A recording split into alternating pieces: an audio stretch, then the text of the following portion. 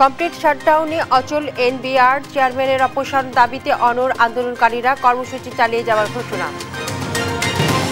এনবিআরে অচলাবস্থা ব্যাহত, আমদানি রপ্তানি গার্মেন্টস শিল্পেই দৈনিক ক্ষতি 25,000 কোটি টাকা, আলোচনার তাগিদ।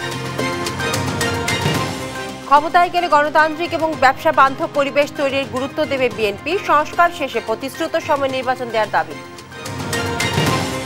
সংসদে সব দলের প্রতিনিধিত্ব নিশ্চিতে সংখ্যানুপাতিক নির্বাচন চায় বিভিন্ন দল, মৌলিক সংস্কারে ঐক্যমত্য না হলে গণভোটের তাগিদ।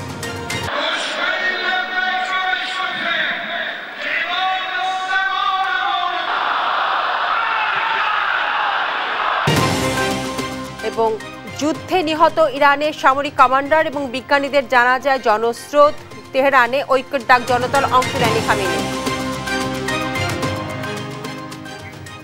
আমন্ত্রণ সংবাদ রাতে, শুনছিলেন শিরোনাম, সাথে আছি বিপাশা চক্রবর্তী। কর্মকর্তা কর্মচারীদের আন্দোলনে অচল জাতীয় রাজস্ব বোর্ড এনবিআর। চেয়ারম্যান আব্দুর রহমানের অপসারণের দাবিতে অনড় আন্দোলনরত এনবিআর সংস্কার ঐক্য পরিষদ। দাবি আদায় না হওয়া পর্যন্ত কমপ্লিট শাটডাউন এবং মার্জ টু এনবিআর কর্মসূচি চালিয়ে যাবার ঘোষণা দিয়েছে সংগঠনটি। এতে পুরোপুরি বন্ধ হয়ে গেছে আমদানি এবং রপ্তানি সেবা কার্যক্রম। আলিমুজ্জামান সাফওয়ানের রিপোর্ট। রোদ বৃষ্টি উপেক্ষা করে শনিবার সকাল থেকে এনবিআর চেয়ারম্যান আব্দুর রহমান খানের পদত্যাগ ও জাতীয় রাজস্ব বোর্ড সংস্কারের নানা দাবিতে কমপ্লিট শাটডাউন ও মার্চ টু এনবিআর কর্মসূচি পালন করছে এনবিআর সংস্কার ঐক্য পরিষদ। চেয়ারম্যানের সম্পূর্ণ আমরা পদত্যাগের নিউজটা শাস্তির হুমকি উপেক্ষা করেই পূর্ব নির্ধারিত কর্মসূচি পালন করতে রাজধানীর আগারগাঁয়ের এনবিআর ভবন ও আশপাশের সড়কে অবস্থান নেন সারা দেশ থেকে আসা কর্মকর্তা ও কর্মচারীরা। এনবিআর সংস্কার ঐক্য পরিষদের নেতারা বলেন, সরকার চাইলে যে কোনো সময় আলোচনা হতে পারে, তবে তার আগে এনবিআর চেয়ারম্যানকে অপসারণ করতে হবে। রাজস্ব আহরণকে বাধা সৃষ্টিকারী, সরকারের রোডম্যাপে বাধা সৃষ্টিকারী, অফিসারদের উপর দমন নিপীড়ন চালানোকারী এবং সর্বদা যিনি ষড়যন্ত্রে লিপ্ত থাকে, মিডিয়াকে এক কথা বলে আমাদেরকে আবার আলোচনার নামে গোপনে গোপনে সকাল থেকে এনএসআই কর্মকর্তা পাঠায়, এই ধরনের একজন ষড়যন্ত্রকারী ব্যর্থ অযোগ্য এনবিআর চেয়ারম্যানের অপসারণ ব্যতীত কোন ধরনের আলোচনার পথ খুলবে না। আলোচনায় যাওয়ার একটাই কথা, সেটি হচ্ছে যৌক্তিক রাজস্ব সংস্কারের দাবি নিয়ে যাব, যেটি করার জন্য এই মুহূর্তে প্রথম প্রতিবন্ধকতা জাতীয় রাজস্ব বোর্ডের চেয়ারম্যানের অপসারণের মধ্যে। পলাতক আওয়ামী ফ্যাসিস্ট সরকারের এজেন্ডা বাস্তবায়নকারী আমলা চেয়ারম্যান পদে থাকলে কোনো সংস্কার সম্ভব নয় বলেও জানান সংগঠনটির সভাপতি। পলাতক আওয়ামী ফ্যাসিস্ট সরকারের এজেন্ডা বাস্তবায়নকারী যে 44 জন আমলার তালিকা করা হয়েছে, তার মধ্যে তিনি এনবিআর এর বর্তমান চেয়ারম্যান 3 নম্বরে রয়েছেন। এনবিআর এর বর্তমান চেয়ারম্যানকে দায়িত্বে রেখে 25 মে 2025 খ্রিস্টাব্দ তারিখের সরকার কর্তৃক জারিকৃত প্রেস বিজ্ঞপ্তির আলোকে রাজস্ব সংস্কার সম্ভব নয়। চলমান আন্দোলনের ফলে কার্যত বন্ধ হয়ে গেছে সারা দেশের কর, কাস্টমস ও ভ্যাট পরিষেবা। আলিমুজ্জামান সাফওয়ান, দেশ টিভি, ঢাকা।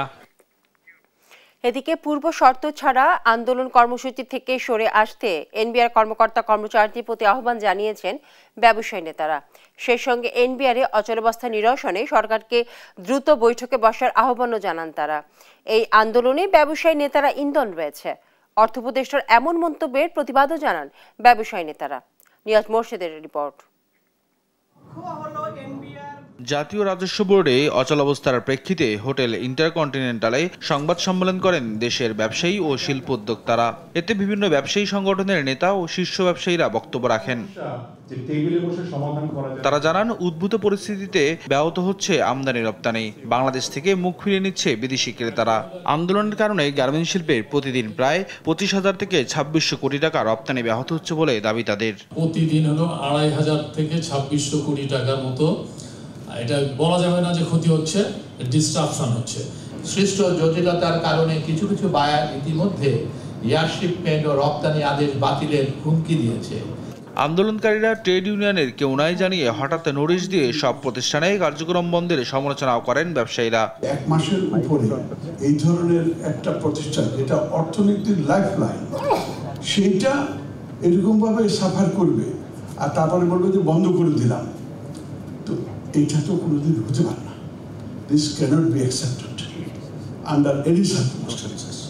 যারা এনবিআর যারা অফিসিয়ালস তারা কিন্তু ট্রেড ইউনিয়ন নেতা নেত্রী না, তারা কিন্তু ট্রেড ইউনিয়নের মতো নোটিশ দিয়ে আপনার কর্মবিরতি পালন করতে পারে না। অচল অবস্থা নিরসনে আন্দোলন পরিহার করে উভয় পক্ষকে আলোচনার টেবিলে বসার তাগিদও দেন ব্যবসায়ী নেতারা। এনবিআর চেয়ারম্যানের অপসারণ চান না বলেও জানান তারা। বাংলাদেশের ব্যবসায়ী সম্প্রদায় একটি দক্ষ, হয়রানিমুক্ত জাতীয় রাজস্ব বোর্ড গড়ার লক্ষ্যে এর সার্বিক সংস্কার বা আধুনিকায়নকে সমর্থন করে। জাতীয় রাজস্ব বোর্ডের চেয়ারম্যানের অপসারণ কোনো মতেই কাম্য নয় এবং তা কোনো প্রকার সফলতা নিয়ে আসবে বলে আমরা মনে করি না। সবাই সংস্কার চায় উল্লেখ করে আলোচনার মাধ্যমে সমস্যার সমাধান করা সম্ভব বলে জানান ব্যবসায়ীরা। নিয়াজ মোর্শেদ, দেশ টিভি, ঢাকা। জনগণের সঙ্গে সম্পর্ক না থাকলে সরকার বিচ্ছিন্ন হয়ে পড়ে বলে মন্তব্য করেছেন বিএনপির স্থায়ী কমিটির সদস্য আমির খসরু মাহমুদ চৌধুরী। দেশের দায়িত্ব পেলে 18 মাসে 1 কোটি চাকরির ব্যবস্থা করার অঙ্গীকার করেন তিনি। এদিকে দেশের অর্থনীতির উন্নয়নের পাশাপাশি প্রতিশ্রুত সময়ের মধ্যে নির্বাচনের দাবি জানান রুহুল কবির রিজভী। আর ফেব্রুয়ারিতে নির্বাচন হলে বিএনপি জয়ের ব্যাপারে আশাবাদী বলে জানান শহীদুদ্দিন চৌধুরী অ্যানি। সাইফুল রিপনের রিপোর্ট।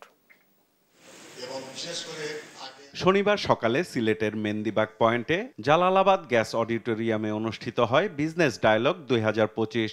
এতে প্রধান অতিথি ছিলেন বিএনপির স্থায়ী কমিটির সদস্য আমির খসরু মাহমুদ চৌধুরী। তিনি বলেন, ক্ষমতায় গেলে গণতান্ত্রিক পরিবেশের পাশাপাশি ব্যবসা বান্ধব পরিবেশ তৈরিতে গুরুত্ব দেবে বিএনপি। সবাই যাতে নির্বিঘ্নে নির্দ্বিধায় একটি সুন্দর ব্যবসায়িক পরিবেশে তারা যাতে ব্যবসা বাণিজ্য করতে পারে। আমরা শুধু রাজনীতিতে গণতন্ত্র করলে তো হবে না, ব্যবসাতে একটা গণতান্ত্রিক অধিকার সকলের থাকতে হবে। দেশ পরিচালনার দায়িত্ব পেলে 18 মাসে 1 কোটি লোককে চাকরির সুযোগ দেওয়ার অঙ্গীকার করেন আমির খসরু। জানান, ঢেলে সাজানো হবে শিক্ষা কারিকুলাম। আমরা 18 মাসে 1 কোটি লোকের চাকরির ওয়াদা করেছি। শিক্ষার কারিকুলাম বদলাতে হবে, বর্তমান কারিকুলাম দিয়ে নতুন বিশ্বে আমরা এগিয়ে যেতে পারব। এদিকে দলীয়ভাবে গণ অভ্যুত্থান দিবস উদযাপনের ভেন্যু বাংলাদেশ চীন মৈত্রী সম্মেলন কেন্দ্র পরিদর্শন করেন বিএনপির সিনিয়র যুগ্ম মহাসচিব রুহুল কবির রিজভী। এ সময় অন্তর্বর্তী সরকারকে দেশের অর্থনীতির দিকে নজর দেওয়ার পাশাপাশি সংস্কার শেষে প্রতিশ্রুত সময়ে নির্বাচন দেওয়ার দাবি জানান তিনি। গণতন্ত্রের স্বার্থে ডক্টর ইউনূস সাহেব তিনি কাজ করবেন, অন্তর্বর্তীকালীন সরকার সেটি কাজ করবেন এবং যতটা সম্ভব যে নির্ধারিত সময়ের কথা বলেছি তার মধ্যে তিনি অবাধ সুষ্ঠু নির্বাচন দিয়ে যে জনপ্রতিনিধিরা যারা জনগণের কাছে জবাবদিহি করবে সেই ধরনের ব্যবস্থা তিনি করে যাবেন। জনপ্রতিনিধিদের সেবক হয়ে ওঠার লক্ষ্য নিয়ে বিএনপি কাজ করছে বলে জানান রিজভী।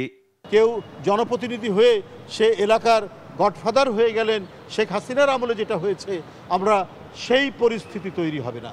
জনপ্রতিনিধিরা হবেন মানুষের সেবক, জনগণের সেবক। এ সময় দেশবাসী শেখ হাসিনার গুম খুন সহ মানবতা বিরোধী অপরাধের বিচার চায় বলে জানান দলটির যুগ্ম মহাসচিব শহীদুদ্দিন চৌধুরী অ্যানি। সম্পূর্ণ দেশবাসীর দাবি খুব শীঘ্রই শেখ হাসিনার বিচার দৃশ্যমান হবে। ফেব্রুয়ারিতে নির্বাচন হলে বিএনপি বিজয়ী হবে বলে আশাবাদও জানান তিনি। প্রত্যাশার জায়গা থেকে বলতেই পারি এই নির্বাচনে বাংলাদেশ জাতীয়তাবাদী দল নির্বাচিত হবে এবং জনগণের সরকারের নেতৃত্ব দিবে। সাইফুল রিপন, দেশ টিভি, ঢাকা। জুলাই আগস্ট গণ অভ্যুত্থানের প্রথম বার্ষিকী উপলক্ষে জামায়াতে ইসলামীর পক্ষ থেকে 36 দিনের কর্মসূচি ঘোষণা করা হয়েছে। শনিবার বেলা 12টায় কেন্দ্রীয় কার্যালয়ে আয়োজিত সংবাদ সম্মেলনে এই কর্মসূচি ঘোষণা করেন দলটির সেক্রেটারি জেনারেল অধ্যাপক মিয়া গোলাম পারওয়ার। তিনি জানান, 1 জুলাই থেকে 8 আগস্ট পর্যন্ত চলবে কর্মসূচি।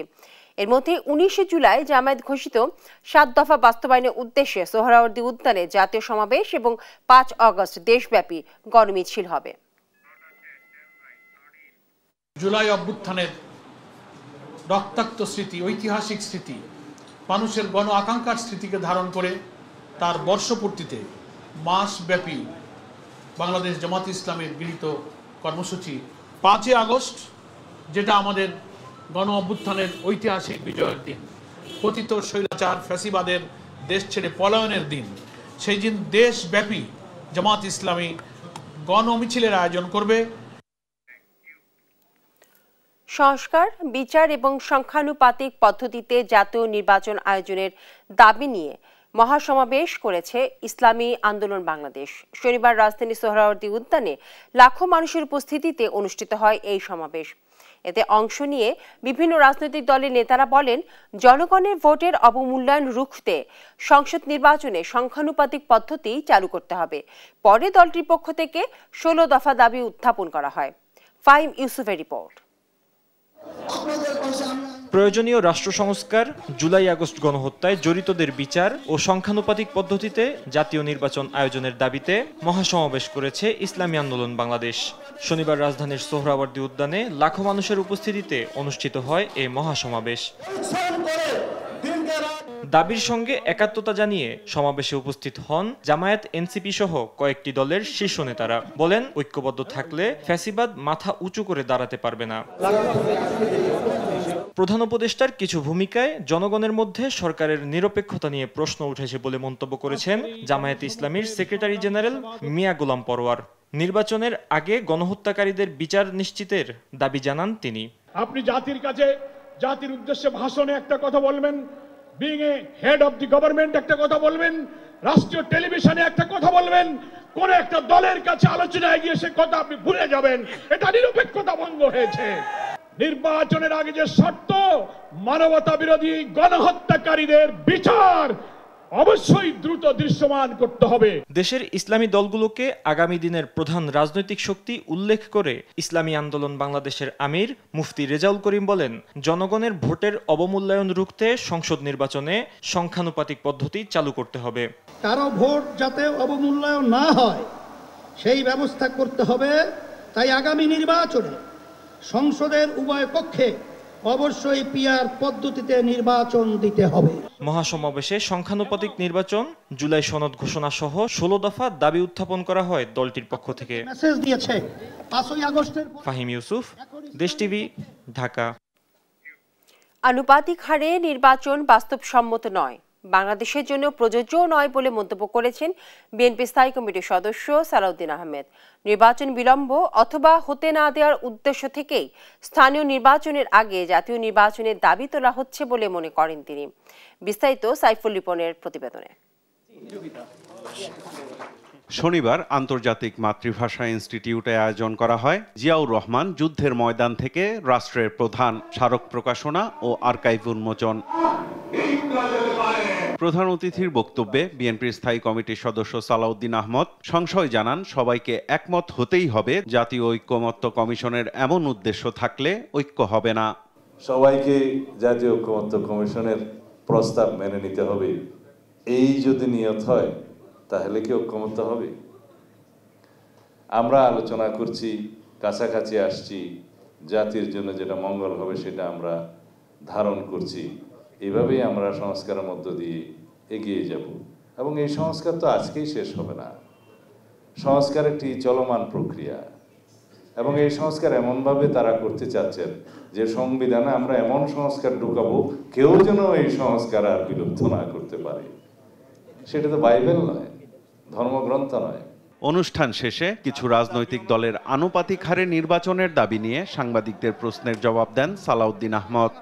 বাংলাদেশের বাস্তবতায় এবং ইতিপূর্বে সংস্কার কমিশনে আমাদের সাথে যেভাবে আলোচনা হয়েছে, সেই পিআর পদ্ধতির নির্বাচনের মধ্যে আমরা কোনো ঐক্যমত পাইনি।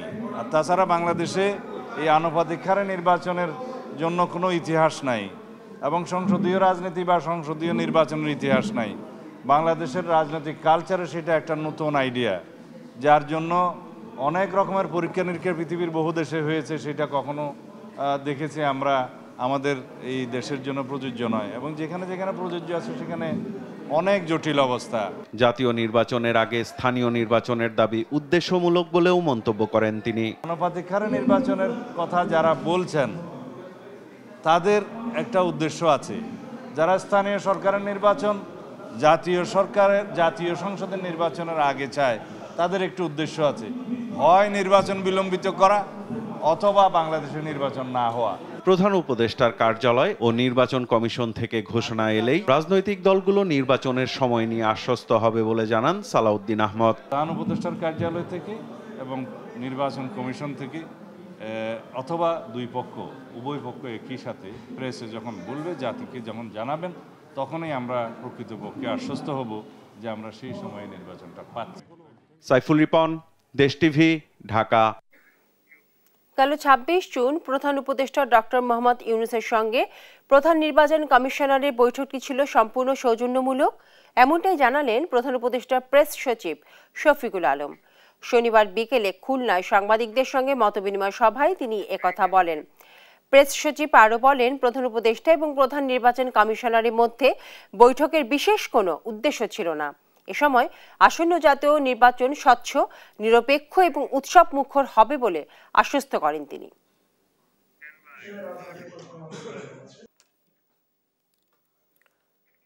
জাতীয় সম্পদ এবং সার্বভৌমত্ব রক্ষায় ৪ দফা দাবিতে সাম্রাজ্যবাদ বিরোধী দেশপ্রেমিক জনগণ ব্যানারের ঢাকা থেকে শুরু হওয়া বাম জোটের রোড মার্চ চট্টগ্রাম পৌঁছেছে।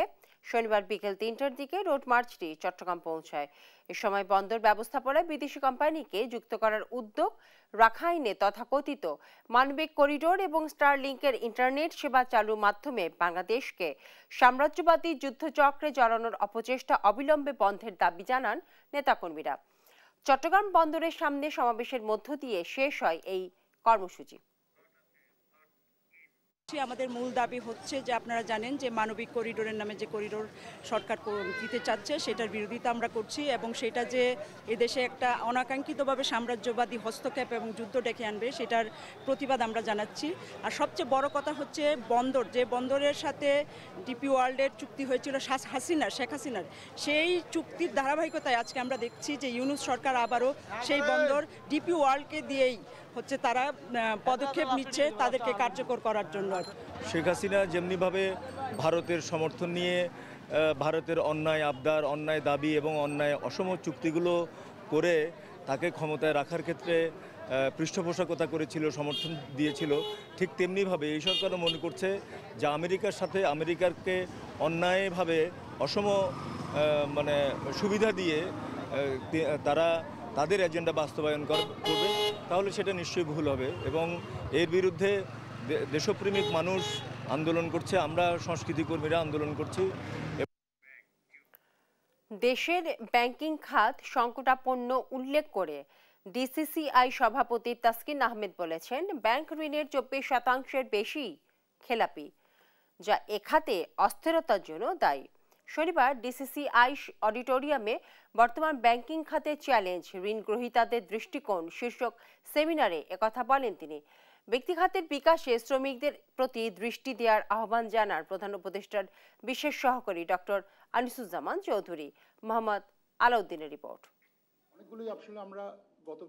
শনিবার রাজধানীর ডিসিসিআই অডিটোরিয়ামে বর্তমান ব্যাংকিং খাতের চ্যালেঞ্জ, ঋণ গ্রহীতাদের দৃষ্টিকোণ শীর্ষক সেমিনারের আয়োজন করে Dhaka chamber of commerce and industry DCCI. অনুষ্ঠানে মূল প্রবন্ধ উপস্থাপন শেষে প্রতিষ্ঠানটির সাবেক সভাপতি আশরাফ আহমেদ বলেন, দেশে সর্বোপরি 14টি ব্যাংক বেশি ক্ষতির মুখে, বাকি ব্যাংকে কোনো সমস্যা নেই। বাকি যে 47টা ব্যাংক আছে তাদের আসলে বিশেষ কোনো প্রবলেম নেই। তাহলে আমরা কেন বলতেছি বারবার যে এটা ব্যাংকিং সেক্টরের ইস্যু? এটা তো ব্যাংকিং সেক্টরের ইস্যু না, এটা একটা পার্টিকুলার সেগমেন্টের ইস্যু, 14টা ব্যাংকের ইস্যু। এই 14টা ব্যাংক যদি আপনি সিস্টেম থেকে, ব্যাংকিং সিস্টেম থেকে বাদ দিয়ে হিসাব করেন, বাকিটা দেখবেন যে এমন কিছু মেজর সমস্যা নেই। এ সময় ব্যাংকিং খাত বর্তমানে সংকটাপন্ন অবস্থায় আছে বলে জানান ডিসিসিআই এর বর্তমান সভাপতি তাসকিন আহমেদ। বলেন, এ বছরের জুন পর্যন্ত দেশের ব্যাংকিং খাতে খেলাপি ঋণ 4,20,000 কোটি টাকা, যা মোট ঋণের 24%-এরও বেশি। In the absence of synchronized fiscal support, this policy mix risk dampening investment, constrained credit flows, and slowing the pace of recovery. Therefore, a balanced and coordinated response is essential to establish the economy and support private sector growth. এরপর বাংলাদেশ ব্যাংকের নির্বাহী পরিচালক এজাজুল ইসলাম বলেন, বিগত সরকারের সময়ে ব্যাংকগুলোকে কুক্ষিগত করে ব্যাংক খাতকে চ্যালেঞ্জের মুখে ফেলে কিছু সুবিধাবাদী লোক 2014-15 পরে যেটা হলো, যে বিশেষ করে ব্যাংকিং সেক্টর যেটা ওনারা বলতে পারেন ভালো আর কি, এই যে ব্যাংক কনসেন্ট্রেশন কুক্ষিগত করা, একটা গ্রুপের মধ্যে আনা এবং পর্যায়ক্রমে ব্যাংকগুলোকে একটা পরিবারের হাতে তুলে দেওয়া, বিভিন্ন ল পাস করা, এটা কিন্তু খুবই একটা। আর প্রাইভেট সেক্টরকে সমৃদ্ধ করতে শ্রমিকদের প্রতি সুদৃষ্টি দেওয়ার কথা বলেন অর্থ মন্ত্রণালয়ের অর্থনৈতিক সম্পর্ক বিভাগের বিশেষ সহকারী doctor Anisuzzaman Chowdhury. Looking after workers is good economics, আপনারা সবসময় ওয়ার্কারদের বেতনের প্রশ্ন আসলে মনে করেন এটা একটা কস্ট। এছাড়াও ব্যাংক খাত এবং এলসি জটিলতা নিরসনে সংশ্লিষ্ট কর্তৃপক্ষকে প্রয়োজনীয় পদক্ষেপ নেওয়ার আহ্বান জানান উপস্থিত ব্যবসায়ীরা। মোহাম্মদ আলাউদ্দিন, দেশ টিভি, ঢাকা। ঝালকাঠি সদর উপজেলায় পূর্ব গোয়াটন এলাকায় তাল গাছ কেটে কয়েকশো বাবুই পাখির ছানা হত্যা করা হয়েছে। একদল মানুষ এলাকার একটি বিশাল তাল গাছ কেটে ফেলে। গাছটিতে ছিল বাবুই পাখিদের একমাত্র নিরাপদ আশ্রয়স্থল। স্থানীয়রা এই ঘটনার তীব্র নিন্দা জানিয়ে দোষীদের দৃষ্টান্তমূলক শাস্তি দাবি করেছে। শাকিল মাহমুদের রিপোর্ট, জানাচ্ছেন আপন অপু। বাবুই পাখির ছানাগুলো হয়তো অপেক্ষায় ছিল মায়ের, কখন মা ফিরবে, কখন খাবার দেবে, আর ডিমগুলো থেকেও হয়তো দুদিন পরেই ফুটতো ফুটফুটে বাচ্চা। কিন্তু এই বাবুই পাখিদের কান্না কেউই শোনেনি। অনেকের অনুরোধেও তাদের আবাসস্থল তালগাছটি রক্ষা করা যায়নি, কেটে ধ্বংস করা হয়েছে কয়েকশো পাখির ছানা, ডিম আর বাসা। এই গালগাছটায় প্রচুর পরিমাণে বাবুই পাখির বাসা ছিল এবং বাবুই পাখি সারাদিন কিচির মিচির করত। আমি দেখছি গাছ কাটতেছেন, গাছটা কাটছেন, পাখিগুলো যাইবে কোথায়? পাখিগুলো উড়ে যাবে। বাবুই পাখির বাসা সহ তাল গাছটা কাটতেছিল লোকজন। তা আমি বলতেছিলাম যে এই গাছটি আপনারা কাটতেছেন কেন? এই গাছটায় তো প্রচুর বাবুই পাখি আছে, তাদের বাচ্চা আছে, তো আপনারা এই গাছটা কাটতে পারেন না। তো তখন তাদের সাথে আমার সাথে তর্ক হয় এবং আমি আর আমার ভাই স্বাস্থ্য ভাই শুভ ছিলাম। তো এক পর্যায়ে এমন অবস্থা হয় যে আমাদেরকে মারবে তারা। ঝালকাঠি সদর উপজেলার গুয়াটন গ্রামে ঘটেছে এই মর্মান্তিক ঘটনা। স্থানীয় মোবারক আলী ফকিরের জমির পাশের সরকারি সড়কের তালগাছটিতে দীর্ঘদিন ধরে বাবুই পাখির নিরাপদ আবাসস্থল ছিল। এই গাছেই ছিল অসংখ্য বাবুই পাখির বাসা, ডিম ও ছানা। গাছটি মিজানুর রহমান নামের এক ব্যক্তির কাছে বিক্রি করেন মোবারক। স্থানীয় অনেকেই গাছটি কাটতে বাধা দেন, কিন্তু সব বাধা উপেক্ষা করেই বিলুপ্ত প্রায় বাবুই পাখির বাসা, কয়েকশো বাচ্চা আর ডিম ধ্বংস করা হয়েছে। দোষীদের বিরুদ্ধে কঠোর শাস্তির দাবি পাখি প্রেমীদের। গ্রামবাসী হিসেবে সবাই একটা শোক, কেন পাখির বাসা তো এরকম বাবুই সব জায়গায় না। তারা যে কাজটা করছে এগুলো খুব অন্যায় করছে পাখিদের সাথে। তাদের একান্তভাবে দৃষ্টান্তমূলক শাস্তি চাই। ঝালকাঠি সদর উপজেলা নির্বাহী কর্মকর্তা ফারহানা ইয়াসমিন জানিয়েছেন, অভিযুক্তের বিরুদ্ধে বন্যপ্রাণী সংরক্ষণ আইনে মামলা করা হবে। আমাকে কিছুক্ষণ আগে জানিয়েছে ফরেস্ট অফিসার, তাকে আমি পাঠিয়েছি যে সে হয়তো সর্বশেষ পরিস্থিতি আমাকে জানালে আমরা ব্যবস্থা করব। ঠিক আছে। বাবুই পাখি বাংলাদেশের পরিবেশের জন্য উপকারী ও সংরক্ষিত একটি প্রজাতি। তাদের বাসা তৈরি করার নান্দনিকতা ও সামাজিক আচরণ পৃথিবীব্যাপী প্রশংসিত। এ ধরনের বর্বরতা শুধুমাত্র জীববৈচিত্র্য ধ্বংসই নয়, বরং মানবিক মূল্যবোধকেও প্রশ্নবিদ্ধ করেছে। নিউজ ডেস্ক, দেশ টিভি।